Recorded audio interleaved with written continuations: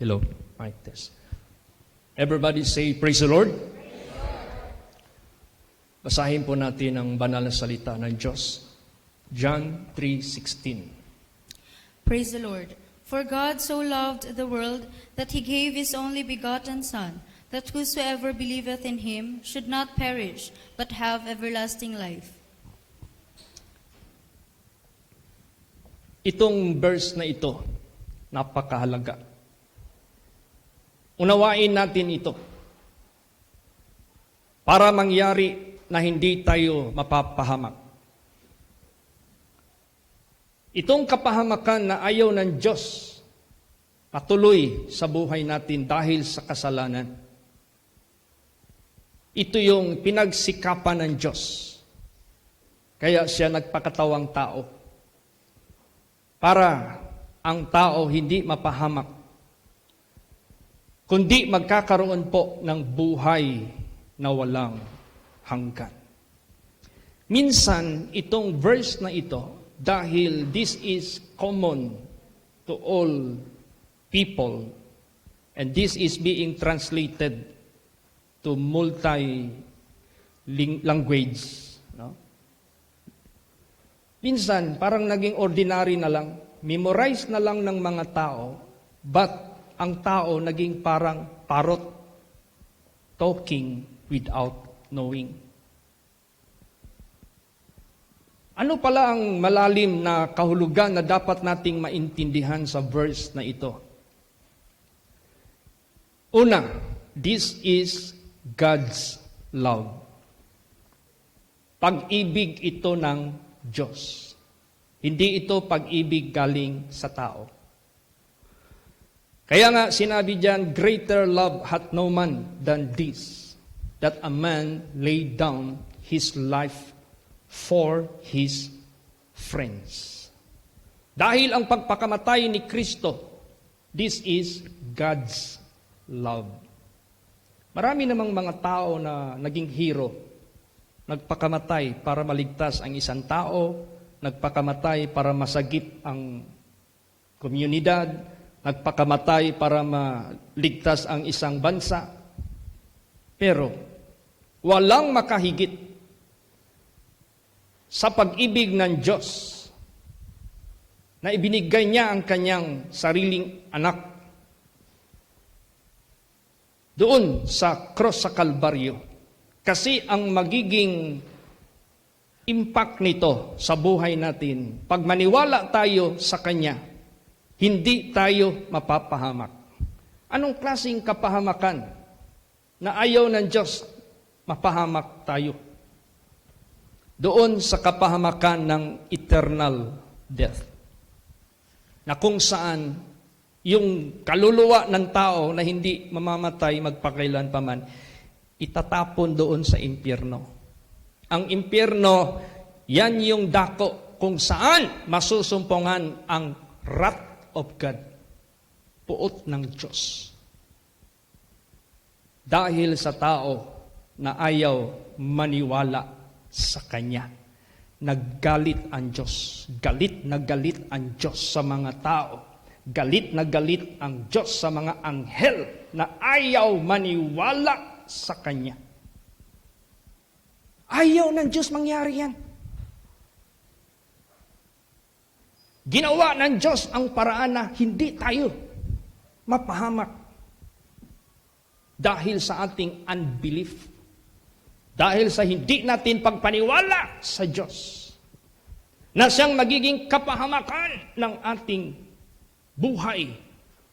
Alalahanin ninyo, pag sinabing kaluluwa, buhay natin yan. Mawala man ang ating physical body, nandyan pa rin ang buhay mo. You are still exist.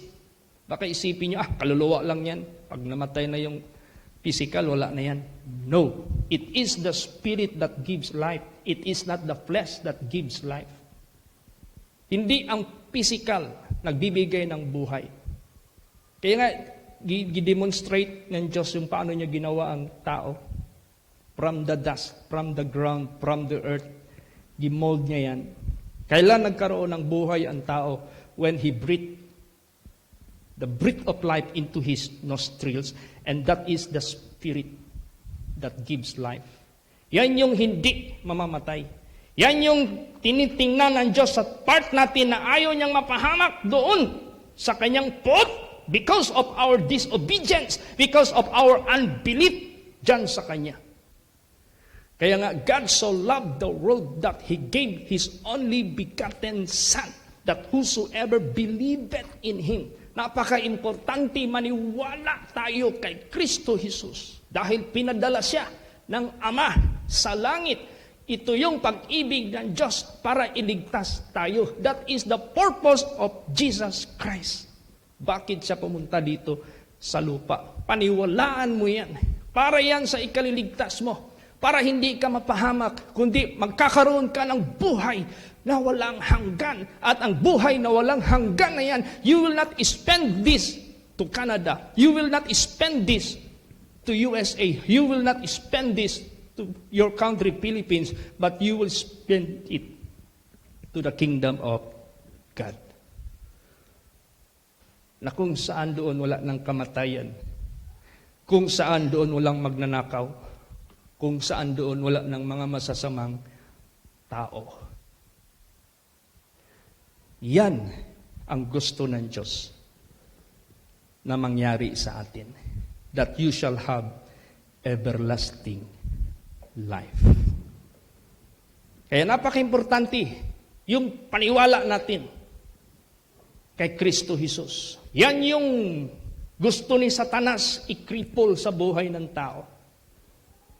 Pag ang tao ayaw maniwala kay Kristo Jesus, panalo na si Satanas sa buhay nila. Kaya sino man dito na alanganin ang paniwala mo kay Kristo Jesus, panalo na si Satanas sa buhay mo. Pero kung ang paniwala mo kay Kristo Jesus, 100%, ano ibig sabihin paniwala kay Kristo? Kung ano yung halimbawa na ipinakita ni Kristo sa buhay niya sa sanglibutang ito, pinaniwalaan mo, yan ang daan ng katuwiran, ng kabanalan, daan na makarating ka sa kaharian ng Diyos. Walang pag-alinlangan, sundin mo si Kristo Jesus. Siya ang sundin mo. Walang pag-alinlangan. Ang mahirap kasi sa part natin, yung tinatawag na transition. Ano yung transition? Nung una, hindi pa dumating sa atin ang Ebanghelyo ni Kristo. O kaya dumating man ang Ebanghelyo ni Kristo, hindi natin kinalakipan ng pananampalataya. So therefore, ang taong naniwala kay Kristo, pero hindi kasama yung paggawa, hindi pa rin siya naniwala sa totoo lang. Ang nangyari niyan, nagpretend lang siya, naniwala. Pero indeed, sa gawa, hindi niya pinaniwalaan si Kristo. Ang transition ang pinakamahirap. Ano yung transition? Yung bang lahat naman ay makasalanan. Lahat. Alam mo ang pinakamahirap minsan gawin ng tao? Yung pag-acknowledge ng kasalanan na gawa niya. Isa yan, mahirap yan. Yung pag-acknowledge ng kamalian niya. Ang gusto ni Satanas, huwag mong i-acknowledge na makasalanan ka, huwag mong i-acknowledge na mali ka. Kasi ang gusto ni Satanas, tuloy-tuloy ka sa paniniwala mo sa sarili mo na matuwid ka, tama ka. Kaya gusto ng Diyos ipaalam sa buong mundo, all have sinned. No one is righteous. No, not one. And that is totoo. Kaya lahat ng tao sa sanglibutang ito, except you acknowledge that you are wrong, you are sinner, hindi ka maligtas. Kasi tuloy-tuloy pa rin yung mali mong gawa. Yan ang pinakamahirap, transition. Yung pagbabago ba ng tao from wrong to right, from darkness to light, from unbelief to believing, from worldliness to holiness, from self-will doing the will of God. Yan ang pinakamahirap. Nakataya dyan ang pride of life natin. Pag nandyan yung pride of life mo, you cannot obtain that transition. Kaya nga, the Bible says, ang magkaroon lang ng transition ang buhay ng tao, yung bang pag-change ng kanyang takbo ng buhay from darkness to light, yun lang puso na mapagsisisi at mapagpakumbaba. Yun lang, wala nang iba. Kaya, basahin natin, napaka-importante yung paniwala natin sa Kanya. John 3:36. Praise the Lord. He that believeth on the Son hath everlasting life, and he that believeth not the Son shall not see life, but the wrath of God abideth on him. You see? Makita mo? Bakit sinabi diyan, whosoever believeth in Him shall not perish, but shall have everlasting life. Tandaan natin yung perish. Ano yung perish na yan? Ano yung kapahamakan na yan? Kaya sinabi sa John 3:36, he that believeth on the Son hath everlasting life. Gaano kaimportante ang paniwala mo kay Kristo Jesus. Meron kang buhay na walang hanggan. Bubuksan ng Diyos ang iyong pag-iisip.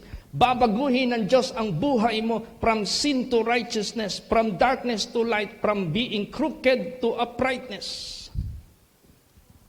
He that believeth not the Son shall not see life. Pag hindi ka naniwala kay Kristo Jesus, hindi mo makikita ang buhay. Bakit? Meaning to say, you are blind? Yes. Sino ang magbablind sa iyo? The God of this world will blind them which believe not. Bubulagi ni Satanas ang lahat na hindi maniniwala kay Kristo Jesus. Lest the glorious gospel of Jesus Christ should shine unto them. So if you are being blinded because of your unbelief, and Satan will make you blind, you will not see life. Hindi mo makikita ang buhay. Tapos gamitan mo ng pagkapilosopo. Niwala ka dyan. Buhay manggani ko karon. I'm telling you, He is not repairing the life here on earth. Kaya nga sabi ni King Solomon, who obtained wisdom from God, all that are under the sun is vanity. What is life here on earth? Like a vapor, appeareth for a moment, afterwards disappear. Low degree and high degree, if they are weighed in the balance, they are altogether lighter than vanity. All flesh is as grass that withers, and the flower which fadeth. That is not the life referring dito sa mundo. Because sa harapan ng Diyos, yung buhay natin sa sanglibutang ito, it is just but yesterday. Parang isang araw lang yung buhay natin, parang overnight lang yung buhay natin. Once upon a time, Henry C., one of the richest man in our country. But now, he is no longer alive. Once upon a time, Jose Rizal made a very memorable heroism, did yung gawa niya na heroism, but he is no longer alive. Ganun ang buhay dito. It is like a yesterday. It is like a shadow. It will never remain forever. Kaya, yung buhay na sinasabi dito na dapat mong makita, buhay yan na sinabi sa John 3:16. Buhay yan sa sinabi sa John 3:36. He that believeth on the Son hath everlasting life. Ibahin natin ang pag-ibig ng Diyos sa pag-ibig ng tao. Ang pag-ibig ng tao, dito lang yan, temporary. Kaya pag may kinakasal ako, sinasabihan ko yung lalaki, okay, do you love your wife as long as you both live? And only that can separate you. So, ibig sabihin yan, everybody are expecting the marriage relationship is only until you both are still living. Merong hangganan kung baga pa. Pero ang pag-ibig ng Diyos, ibahin natin. The love of God is everlasting. That will bring you to everlasting life. Iba. Pero ang wrath of God, ibahin din natin sa puot ng tao. Ang wrath of God is everlasting punishment. Yun ang ayaw ng Diyos mangyari sa atin, that we shall perish and obtain the everlasting wrath of God. Kaya maliwanag, John 3:36, He that believeth on the Son hath everlasting life. He that believeth not the Son shall not see life, but the wrath of God abideth on him. Kaya nga, ayaw ng Diyos, we shall perish. Ano pa lang nandyan sa word perish? Wrath of God yan. Ayaw ng Diyos na yan nangyari sa atin. Ang nakakapaloob ng perish na word na yan, wrath of God yan. Pero nakapaloob dyan sa everlasting life, yan yung buhay na i-spend mo, hindi dito sa lupa. I-spend mo yan together with your Creator in His kingdom. Sometimes, if your faith is not enough to believe God, para sa'yo, makinig ka nito, parang fairy tale ba? Para ka lang nakinig ng fairy tale. Parang ganun lang. Dahil hindi ka naniwala eh. Ganon ang disadvantage ng unbelief. Anumang sabihin ng salita ng Diyos, baliwala yan. That is nonsense. That is void. That is useless. That is nothing. Kaya hindi mahalaga sa mga tao ang buhay na banal. Kasi hindi naniniwala eh. Hindi mahalaga ang buhay ng tao, magpakumbaba, magsisi, magtalikod sa lahat ng kasamaan. Kasi hindi naniniwala eh. Pero ang tao naniniwala na walang pag-alinlangan, you will see life. Makita mo yung buhay talaga. Kaya therefore, you delight yourself in the Lord. Kaya therefore, you live in holiness with the Lord. Ganon. Kaya you can determine the people of the world, those who believe and those who do not believe. Those who believe, they live in holiness. Those who do not believe, they live the same as what they are. Kung sino siya, ganun pa rin. Ayaw na magbago. Kaya, mag-ingat ang bawat isa. Unang step mo, maniwala ka sa Diyos nang walang pag-alinlangan. Para pag sinabi ng Diyos, hindi ako pumunta para sa righteous kasi walang righteous. Lahat makasalanan. Then, aminin mo na makasalanan ka. Pag inamin mo na makasalanan ka, lumapit ka sa Diyos, Lord, what must I do? Anong dapat kong gagawin? Makinig ka sa Kanya. Kaya ito yung nangyari kay Paul after Paul was encountered, or he encountered Jesus Christ sa buhay niya. Nagtanong siya sa Diyos, Lord, what I must do? Anong dapat kong gagawin? Yun, binigyan siya ng instruction. Go to that place. Find this man which name Ananias.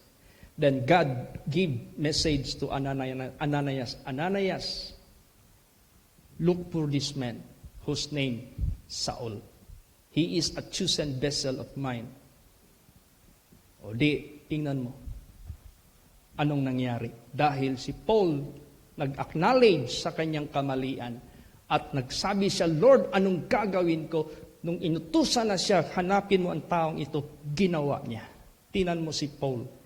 He was used by God for His kingdom and for His honor and for His glory. Maraming mga tao ang nadala niya sa kaharian ng Diyos. Of course, siya mismo makarating sa kaharian ng Diyos. I have fought a good fight of faith.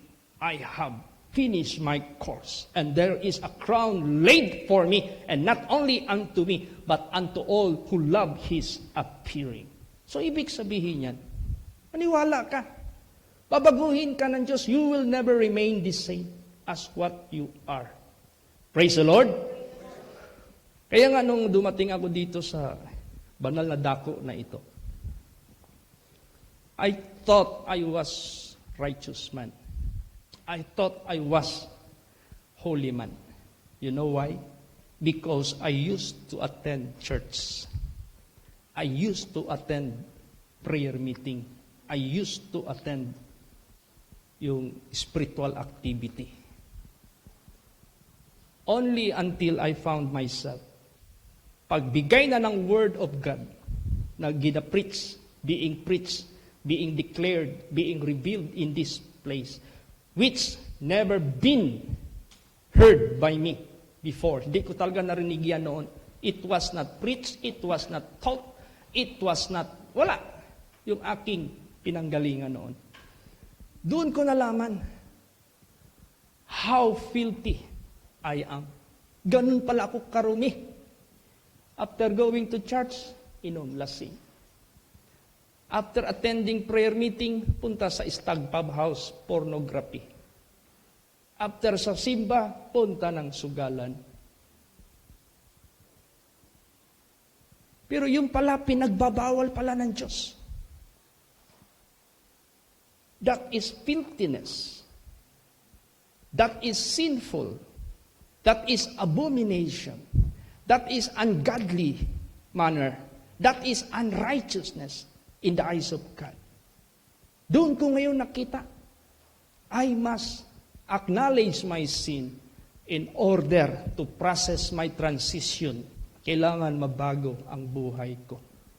If you really open your eyes by faith to Jesus Christ, you will never remain the same as who you are before. If any man be in Christ, you will be a new creature. Old things are passed away. What are those things na old things na gawa natin na mga mali after we have known the Holy Scripture? That is the only time we will realize marami pa pala tayong mali na mga gawa which before we do not know. Noon di natin alam. I thought these pleasures, sinful pleasures, are being given by God to human that they may enjoy it. Yung pala, it is all about sinful pleasure. Yung pala, mga trick pala ni Satanas yun para ang tao ma-defile, para ang tao hindi makapasok sa kaharian ng Diyos. Tapos itayo ni Satanas yung kanyang pinaka malaking puntos na manalo si Satanas. Itayo pa niya sa isip, sa utak, sa puso ng tao ang pride of life. Huwag kayong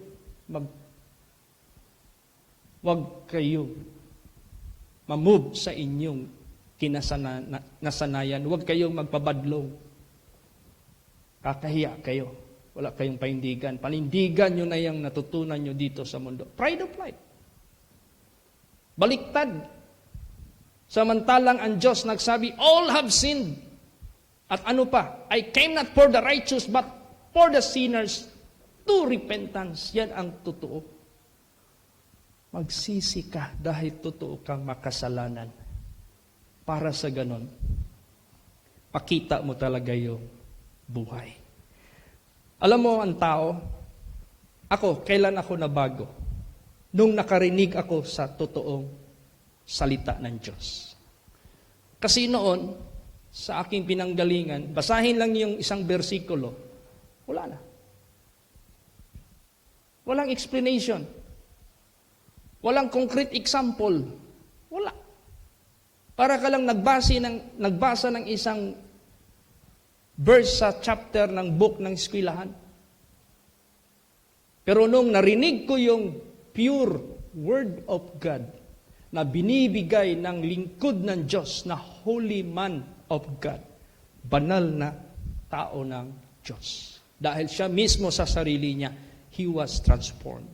Dahil mismo sa sarili niya, he was cleansed. Mismo sa sarili niya, nawala yung old thing sa buhay niya, become new. So naging sisidlan siya ng Diyos. Habang ginagamit siya ng Diyos, ay heard the Word of God, and it was the Word of God who changed my life. Praise the Lord. Kaya importante masyado ang kaligtasan natin nababatay sa pagpakinig ng Word of God. If you neglect to hear the Word of God, you neglect your salvation. If you neglect the Word of God, you neglect the entering into everlasting life. Do not neglect. Kasi dyan magsisimula ang ating transition, ang ating kaligtasan. Basahin natin yan. John 5:24. Praise the Lord. Verily, verily, I say unto you, he that heareth my word, and believeth on him that sent me, hath everlasting life, and shall not come into condemnation, but is passed from death unto life. Yes. Without hearing the Word of God, there is no everlasting life. Bakit? Without faith, you cannot enter into the kingdom of heaven. Without the Word of God, you cannot have the faith. So, dyan talaga sa Word of God magsimula. Praise the Lord. Dyan talaga magsimula sa Word of God. Verily, verily, I say unto you, he that heareth my word and believeth on him that sent me. Kinakailangan maniwala ka doon sa nagpadala sa Kanya. Sino ang nagpadala sa Kanya? Ang Diyos. So kung Diyos ang nagpadala sa Kanya, He is not doing by His own self, but He is doing the work of Him that sent Him, which is God. Therefore, that is the love of God. Na hindi ka dapat ma-perish, but you must have everlasting life. Praise the Lord! Tulad kami, nagsasalita kami. Hindi man kami nagsasalita para sa ano paman. Kundi, we are being sent by God. Ang binibigay sa inyo, it is purpose from God. It is the love of God. If you believe Him that sent us at this present time, you will have everlasting life because you do not believe to me as a human being, but you believe God na nagpadala sa amin. Ganon. Kaya si Lord Jesus Christ, may reliyon sa mundong ito, hindi sila maniwala na si Kristo ay Diyos. Sent lang. Sent lang. Hindi nila alam Diyos si Kristo. Bakit sinabi niya na sent siya? Para lahat na mag-serve sa Diyos. Sent by God. Kaya ginawa niyang ihimplo ang sarili niya. Para tayo na ginagamit ng Diyos, you are not doing your own business, but you are doing the business of Him who sent you. Ginawa lang ni Jesus ang kanyang sarili as a model. Or else, if Jesus just sent by God, He should not go back to heaven. He should not return where He came. Or else baptism can never be like this. In the name of Jesus Christ, you will be saved. The name of Jesus said, baptizing them in the name of the Father, in the name of the Son, in the name of the Holy Ghost. But what the disciples have done? Anong ginawa nila? Read the book of Acts. All of them did baptize in the name of Jesus Christ. Because He is the name of the Father, the name of the Son, the name of the Holy Ghost. God has three personalities. I am made in the likeness of God. I have also three personalities. I am a father because I got children. I am a son because I got my parents. I have my spirit or else I am dead. God must become Son of God for a purpose, to redeem us from our iniquity. God must be the Father because He is the originator and creator. And God must have the Spirit that will remain in us, to guide us. Pero isa lang yan siya. Kaya, therefore, kami na nagsasalita dito, you are not believing me, but you are believing Him that sent us. You will have everlasting life. Praise the Lord! Ano pa? And shall not come into condemnation, but is passed from death unto life. Hindi ka mapapahamak kung maniwala ka sa Diyos, kay Kristo Jesus, sa Kanyang banal na salita. You will pass from death unto life. Yung sinabi dyan na, when I see the blood, I will pass over you. Ibig sabihin yan, hindi ka dadaan ng eternal death. You will pass death unto life. Doon ka sa buhay na walang hanggan. Kaya si Kristo pumunta dito for the lost. Lahat tayo are being lost. We need to be restored to the shepherd. Basahin natin yan. Matthew 18:11. Praise the Lord. For the Son of Man is come to save that which was lost. Yes. We are lost before. Until Jesus Christ came into our lives because we believe His gospel. And after we are being lost before, we are now being found in His presence. Nasa presensya na tayo ng Diyos sa kabanalan, sa katuwiran. Kaya, acknowledge that you are being lost and you have to seek God for you to be restored dyan sa shepherd of your soul. Basa pa, Luke 5:32. Praise the Lord. I came not to call the righteous, but sinners to repentance. Yes, acknowledge that you are one of the sinners sa lahat ng mga tao sa sanglibutang ito. And God is calling you to repent. Pagsisihan mo lahat ang iyong pagiging makasalanan. Pagiging immoral sa mata ng Diyos. Ngayon, dahil ginawa ito ng Diyos para sa lahat ng mga masasamang tao, magnanakaw, mamamatay tao, adulterer, fornicator, homosexual, immoralities, lahat ay kanyang inibig. Lahat ay kanyang pinakamatayan.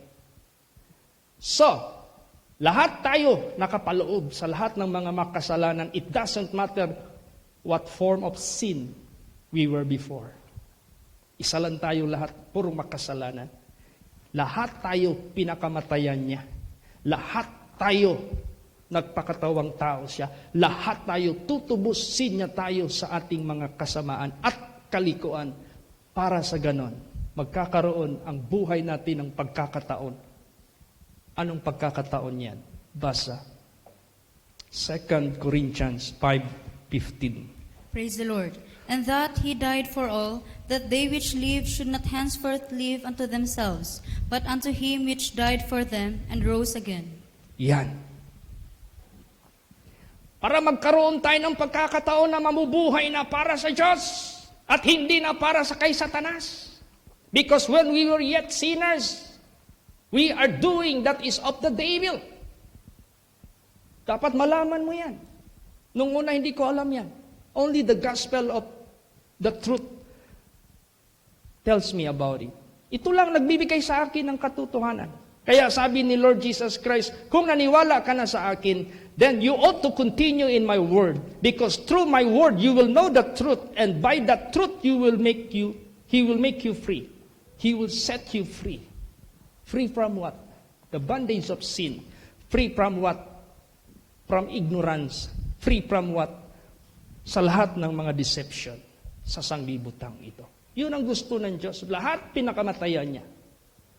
So that sino pa ang nabubuhay sa sanglibutang ito should not live for himself. Huwag ka lang mabuhay sa sarili mong desisyon.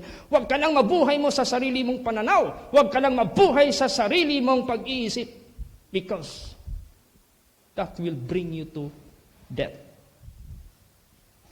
So that they which live should not henceforth live for themselves, but are unto Him who died and rose again. Bibigyan tayo ng Diyos ng pagkakataon mabuhay para sa Kanya. Praise the Lord! Ganon. Nung una, nabubuhay ako, hindi ko alam, para pala kay Satanas. Without my knowledge. Without my awareness. Who made me awake. Sino nagising sa akin? From being spiritually sleeping. Sino nagising sa akin? Word of God. It is the Spirit that quickeneth. The flesh profiteth nothing. The flesh will not awake you from spiritual deadness. Only the Word of God, the Spirit that will quicken you, that will awake you from spiritual deadness. Praise the Lord! Yung nagising ako, na-realize ko, mali pala yung mga ginagawa ko. Lord, what I must do?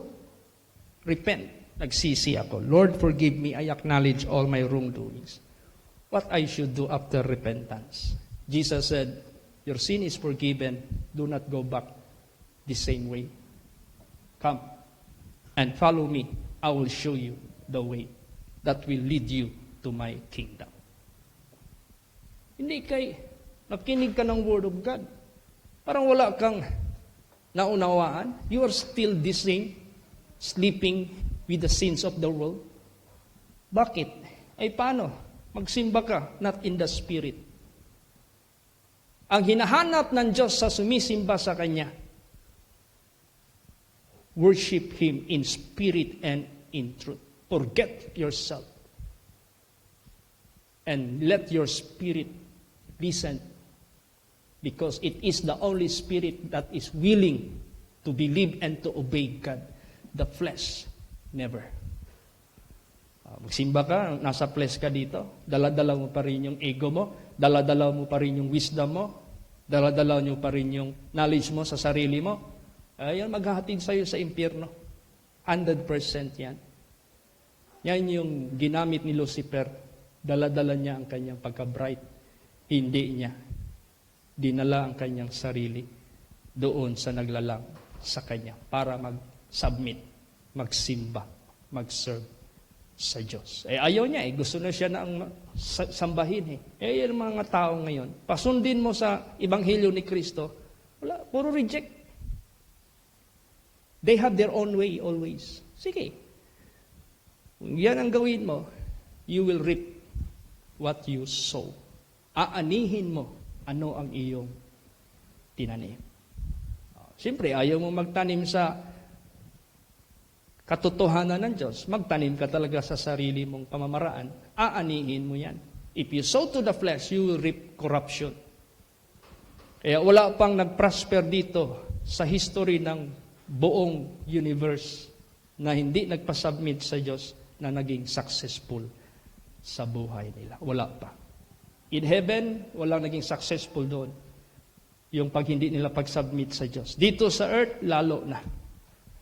Lahat ng bansa sa sanglibutang ito, they might be branded as number one, most powerful in the planet. But the moment they reject God, they are nothing. Wala yan sila. All nations are nothing in the eyes of God. Totoo man yan. Ilagay mo yung mundo dyan sa space. Mas maliit pa yan sa lawak at sa laki ng domain ng Diyos. Kaya walang taong dapat magmamayabang sa sarili niya. Let us humble ourselves in the presence of God. So, ano ngayon ang proof that you really believe God? Ano ngayon ang proof that you really in Christ Jesus? Basa. 1 Corinthians 5:17. Praise the Lord. Therefore, if any man be in Christ, he is a new creature. All things are passed away. Behold, all things are become new. Yes. Hindi pwede. Pagdating mo kay Kristo and you claim to be in Christ Jesus and yet you are still the same. The same what? Ungodly. What do you mean of ungodly? Ungodliness. You do not conform yourself to God. You always resist the commandments of God, the statutes of God, the doctrine of God, the holy word of God. You are ungodly. Di ba? Pag sa FB, meron kang ayaw gusto na tao, anong gawin mo? Unfriend. Ang mga tao, nagbigay ang Diyos ng utos, magpakabanal, magpakumbaba, magsisi, ayaw nila. So, ungodly. Pag ginawa mo yan, you are ungodly. You do not want God. So, you are ungodly. Kaya ang puot ng Diyos laban sa lahat ng ungodly. Kahit what form of religion do you have, if you do not acknowledge Jesus Christ as the only Savior and the only Creator and the only God, you will found yourself as ungodly. Ayaw mo ng Diyos, ayaw mo ng katotohanan. Kaya, ganun po. So, yan ang sign. Tulad ni Sister MJ as Mary Jane. Dumating yan dito sa holy place. Alam niyo naman yung mula pa maliit, hanggang naging professional, hanggang nakatrabaho, hanggang nakapera dahil may trabaho na. Nagtrabaho sa gobyerno. Isang T-bird. Alam niyo yung T-bird? Born, ano daw sila? Lalaki, pero babae sila. Pero nung nakarinig na siya ng Word of God, at first, she was angry sa pastor. Hindi na siya nagbalik. But dumating ang panahon, nagbigay siya ng pagkakataon to read the Holy Scripture. There, he found out she was in the wrong way. Nasa mali siyang daan. Sabi niya, pa-impyerno pala ako. Abomination pala ito. Karamal-dumal pala ito. Nandito pala ito sa banal na salita ng Diyos. Hahatulan pala ako sa impyerno. Lord, ayaw kong ma-impyerno. Magsisi ako, babalik ako sa iyo, Panginoong Kristo. Hahanapin ko ang inyong matatalas na banal na salita ng Diyos because they are the only instrument that will shapen me from being sinful to a righteous person. Bumalik siya. Ngayon, pastora na siya. Praise the Lord. Pastora na siya.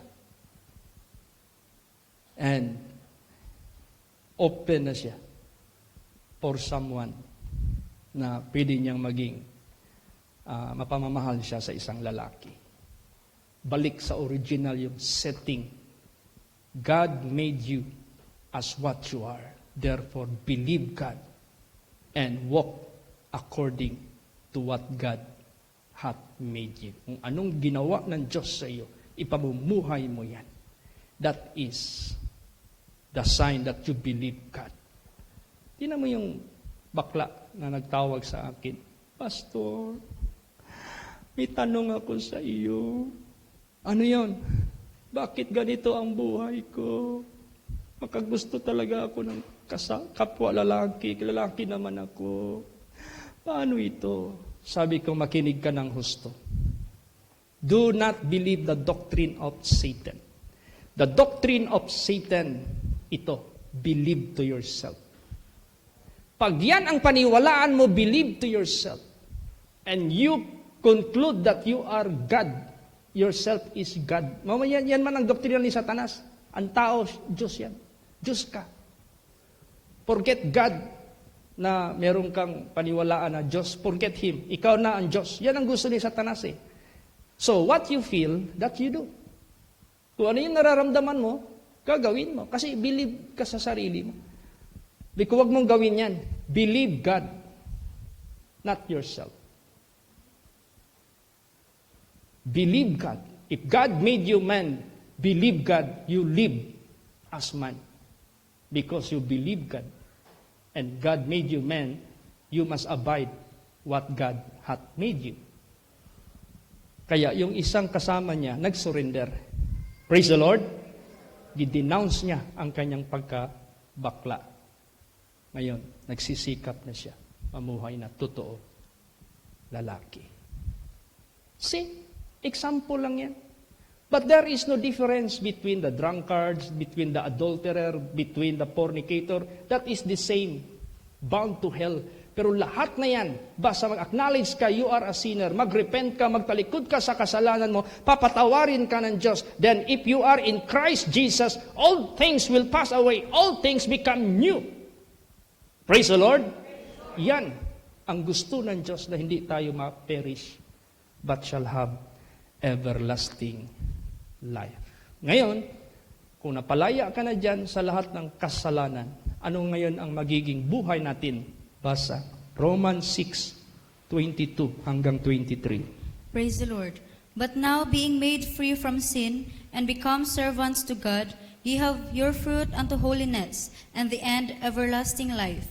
For the wages of sin is death, but the gift of God is eternal life through Jesus Christ our Lord.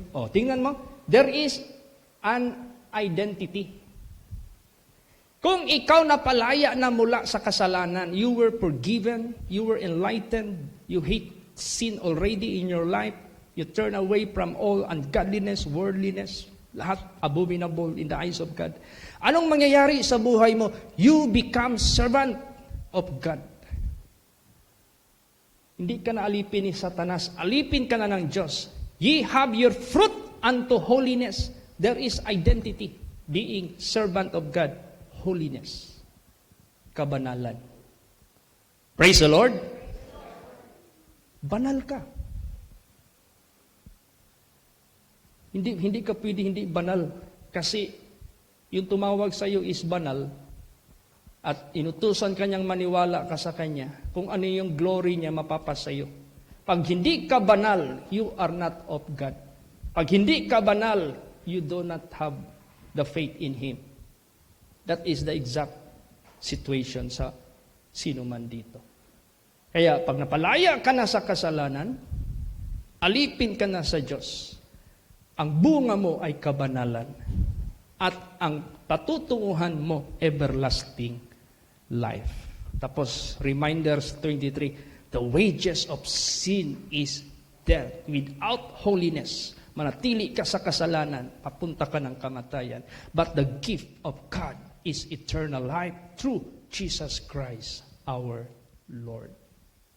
So, ang pag-ibig ng Diyos sa buhay natin, that we should not perish to eternal hell, eternal wrath, eternal condemnation, eternal punishment. Ayaw niya mangyari sa atin yan. But we should have everlasting life.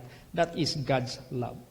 Ngayon, if you accept and believe the love of God, na yan ang purpose niya sa buhay mo, para magkaroon kayo ng agreement sa Diyos. Anong gawin natin? Basa. 1 John 4:19. Praise the Lord. We love Him because He first loved us. Yan.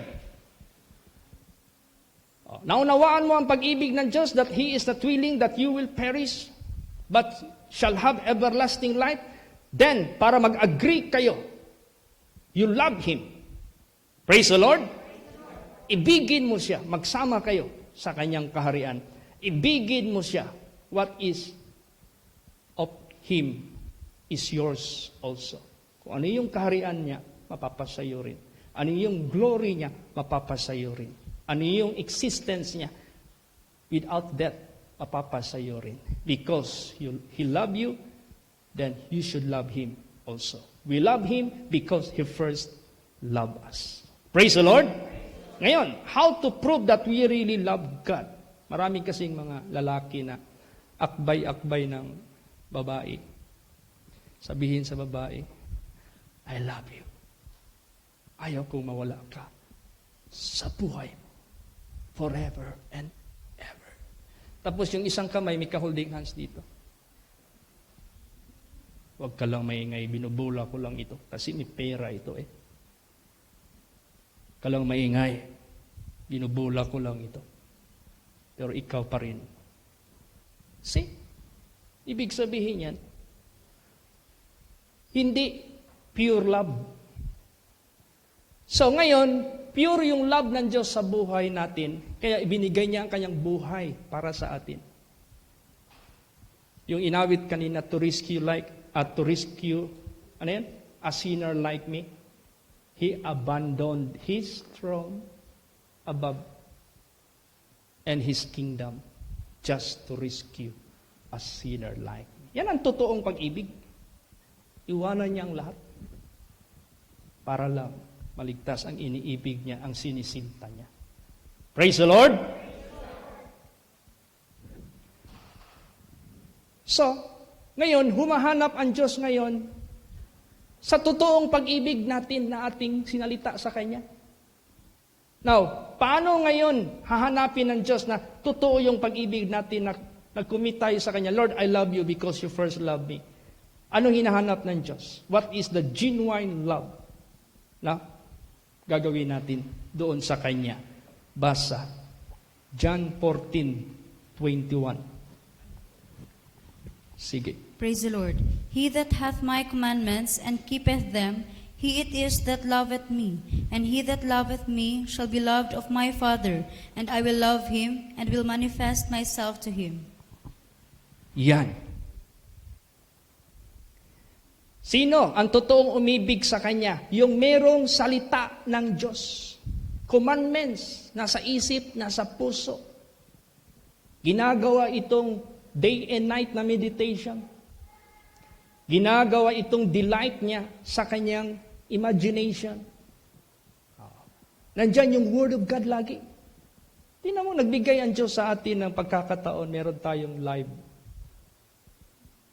So that wherever you go, wherever you are, and you cannot reach the church, you may have quality time to use in hearing the Word of God. Magkano man lang yung headset? Ganun mo yan sa cellphone mo, i-play mo yung YouTube. Kasi every time I preach, it is being recorded in YouTube. Kasi yung FB, mamaya mawala na yan, matabunan na yan ng ibang mga events. Pero ang YouTube, nandyan yan lagi. O ganun, pak! Pikit ka. Every word that is being uttered by the servant of God, tanggapin mo yan. Hindi na yung makasingit si Satanas. Pero kung wala kang malambot ka pas mamon tuksoin ng tukso ni Satanas. Tatawanan ka ni Satanas. Wala kang depensa. Tatawanan ka ni Satanas. Wala kang strength. Without me, Jesus said, you can do nothing. Kaya, therefore, sa buhay natin, prove that you really love God. You must have the Word of God. And keep it. He that hath my commandments and keepeth them, he it is that loveth me. And he shall be loved by my Father, and I will show myself unto him. Lalo mong makilala si Kristo. Praise the Lord! Kung sino siya. Basa pa, John 14:23 hanggang 24. Praise the Lord.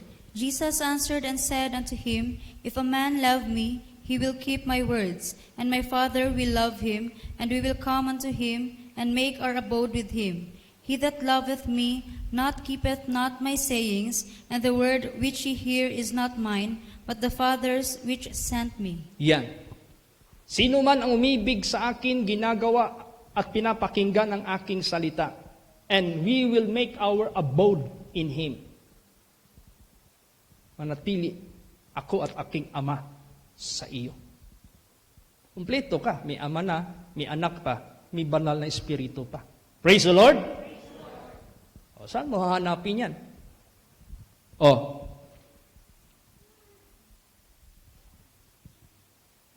He that loveth me not, yung hindi umiibig sa akin, sino sila? Kahit hindi ka magsabi, I do not love God.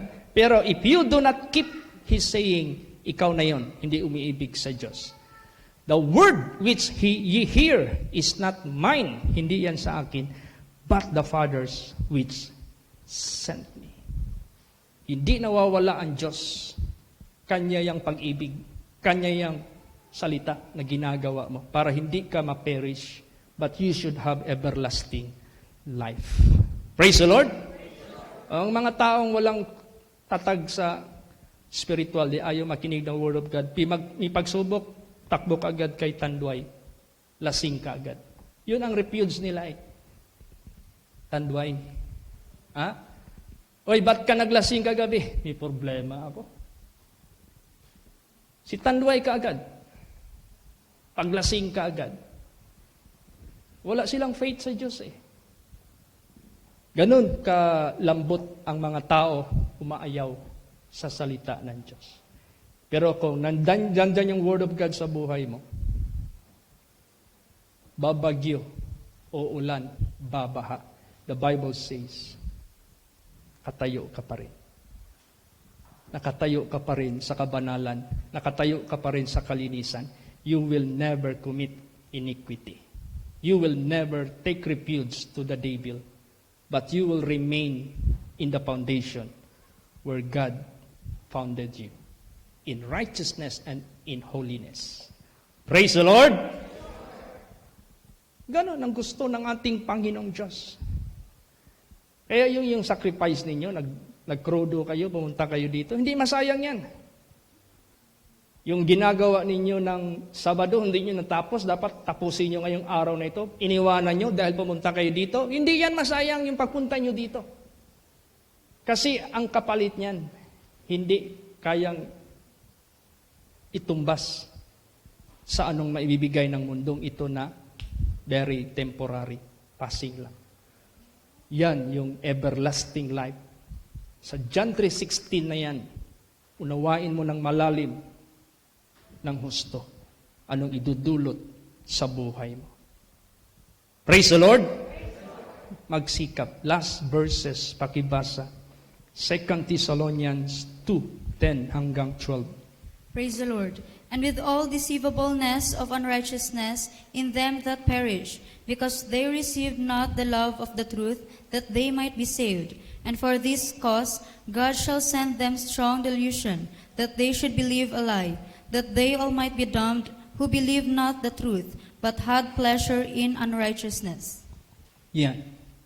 Sino ang malilinlang sa mga unrighteousness? Sila yung napapahamak papuntang impyerno sa puot ng Diyos. Bakit? Hindi nila tinanggap ang pag-ibig ng katotohanan. How do you respond to the love of God? Of course, you have to love God. But if you do not respond to love God by keeping His word, nagsabi ka nga, I love God because you first love me, but you do not keep His word, you are a liar. Because you are not telling the truth that you really love God. Because you do not keep His commandments.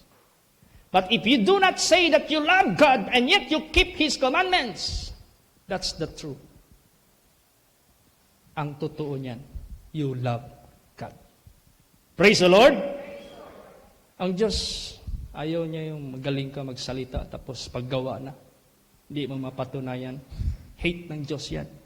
Ang gusto ng Diyos, gawin mo ang pag-ibig mo na gusto mong ipadama sa Diyos. And for this cause, ayaw nilang umibig sa Diyos, ayaw nilang sumunod sa Diyos. For this cause, God shall send them strong delusion, that they should believe a lie. Yung mga tao, kahit anong explain mo, doon pa rin maniwala sa lie. Kahit anong bigay mo ng illustration, doon pa rin maniniwala sa lie. Itaan mo na magpaduguan mo yan, doon pa rin maniniwala sa lie.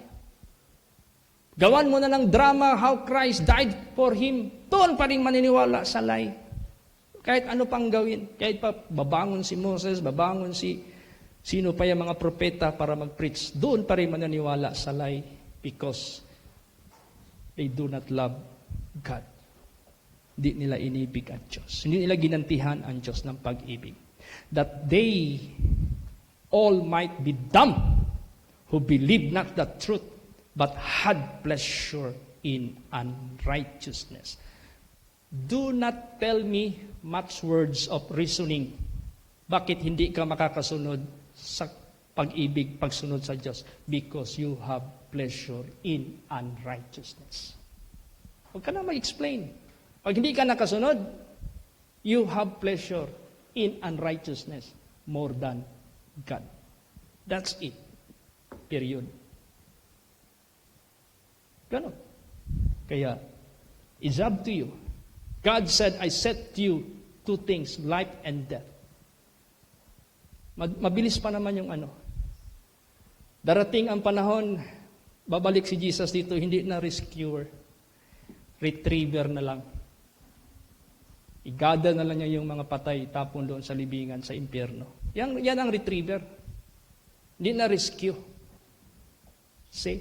Kaya habang buhay pa tayo, lumapit na tayo kay Kristo. You must come. Lumapit ka. Huwag kang magpalayo. Lumapit ka talaga sa Diyos. At dumikit ka sa Kanya. Praise the Lord. Magsit